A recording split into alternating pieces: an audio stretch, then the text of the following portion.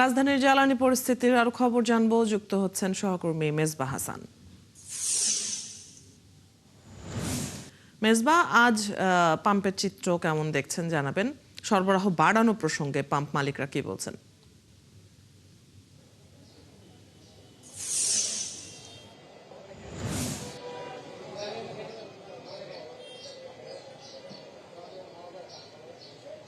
অদিতি, পাম্পের চিত্র বলতে গেলে যে আসলে কোনো পরিবর্তন আমরা দেখছি না। যে সাধারণ মানুষের যে ভোগান্তি, সেই ভোগান্তির জায়গা কিন্তু এখনো রয়েছে। বিশেষ করে আমরা দেখেছি যে কয়েকটি পদ্ধতি, এর মধ্যে ফুয়েল পাম্প চালু, এর সাথে সর্বশেষ কিন্তু দাম বাড়িয়ে কিন্তু এই ভোগান্তি কমানোর চেষ্টা করা হয়, কিন্তু এখন কিন্তু দাম বাড়ানো অনেক ক্ষেত্রে আরো ভোগান্তি হয়েছে। একসাথে যেটি আমরা এর আগে যেটি হতো যে নির্ধারিত দামে পেলেও যে ভোগান্তি হতো, এখন বাড়তি দাম দিয়ে সবচেয়ে বাড়তি দামও দিতে হচ্ছে, কিন্তু ভোগান্তিও রয়েছে। সবকিছু মিলে আসলে ভোগান্তি কিন্তু দীর্ঘ 1 মাসেরও বেশি সময় ধরে যে ভোগান্তি ছিল, সেই ভোগান্তি কিন্তু এখনো রয়েছে।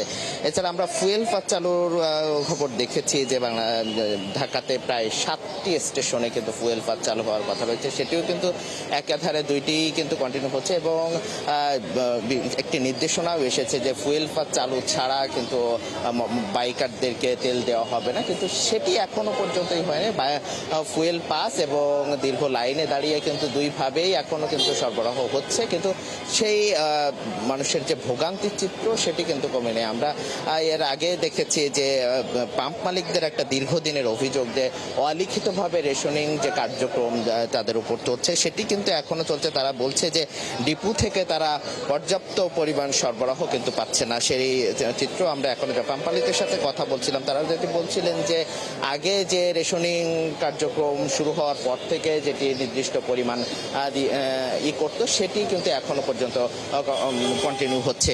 অনেক ক্ষেত্রে আমরা কথা বলেছিলাম যে কোনো স্টেশনে 56,000 লিটার, কোনো ডিমান্ড তাদের কাছে 2 গাড়ি থেকে 3 গাড়ি করা হচ্ছে, কিন্তু তারা দিন শেষে 1 গাড়ি পাচ্ছেন। তার কারণে কিন্তু ঢাকা শহরে এখনো কিন্তু যে দিনের বেশিরভাগ সময় কয়েকটি ফিলিং স্টেশনগুলো অনেক ক্ষেত্রে বন্ধ থাকছে। সবকিছু মিলেই 1 মাসের যে চিত্র সেটি কিন্তু অনেক ক্ষেত্রে পরিবর্তন হয়েছে। একদিকে সরকারের পক্ষ থেকে দাবি করা হচ্ছে যে এখন পর্যন্ত স্বাভাবিক রয়েছে, কিন্তু সেই স্বাভাবিকতা পরিস্থিতি কিন্তু সাধারণ মানুষের মধ্যে সেটি কিন্তু আমরা দেখতে পাইনি। এই ভোগান্তির চিত্র কিন্তু সাধারণ মানুষের এখনো পর্যন্ত রয়ে গিয়েছে পাম্পগুলোতে। ধন্যবাদ মেজবা। জেনে নিচ্ছিলাম আপনার কাছ থেকে। দর্শক, রাজধানীর জ্বালানি পরিস্থিতির খবর জানছিলাম সহকর্মী মেজবা হাসানের কাছ থেকে।